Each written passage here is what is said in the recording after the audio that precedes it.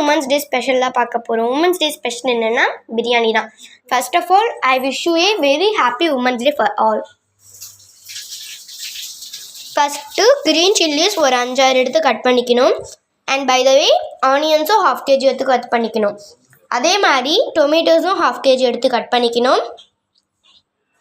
அதே மாதிரி 1 kg chicken எடுத்து அதில் கேர்ட் ஆட் பண்ணிக்கிட்டு, கேர்ட் மீன்ஸ் தயிர் ஆட் பண்ணிக்கிட்டு, சிக்கன் பவுடர் போட்டுட்டு, உப்பு, அதுக்கப்புறம் மிளகா பொடி ஆட் பண்ணி நல்லா மிக்ஸ் பண்ணி வச்சுக்கணும் ஃப்ரெண்ட்ஸ். இந்த மாதிரி பதத்தை வரைக்கும் நாங்கள் 1 kg சிக்கன்னால் 1 kg ரைஸ் எடுத்து நாங்கள் நல்லா வாஷ் பண்ணி வச்சுக்கிட்டோம் இந்த மாதிரி.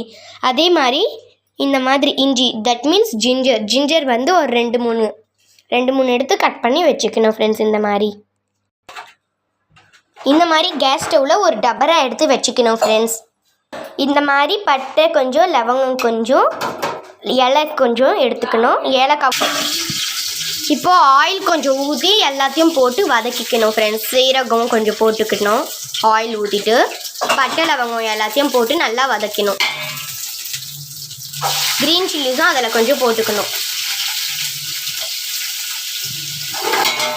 நல்லா வதக்கணும். இப்போ ஆனியன்ஸும் நல்லா போட்டு வதக்கிக்கணும் ஃப்ரெண்ட்ஸ். இப்போ கொஞ்சம் சால்ட் ஆட் பண்ணிக்கணும், ஒரு கைப்பிடி அளவுக்கு. நல்லா வதக்கணும்.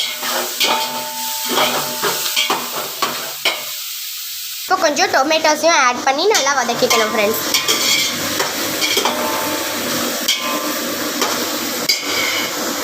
ஆட் பண்ணி நல்லா வதக்கிக்கணும்.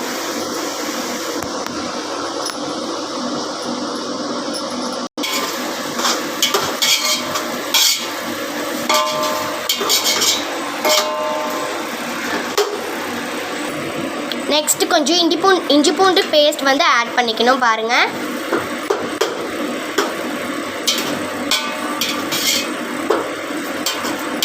நல்லா வதக்குங்க. வெங்காயம் நல்லா கருன்னு ஆகிற வரைக்கும் நல்லா வதக்கிட்டே இருக்கணும் ஃப்ரெண்ட்ஸ். இப்போ கொஞ்சம் கருவேப்பிலை ஆட் பண்ணிக்கணும் ஃப்ரெண்ட்ஸ்.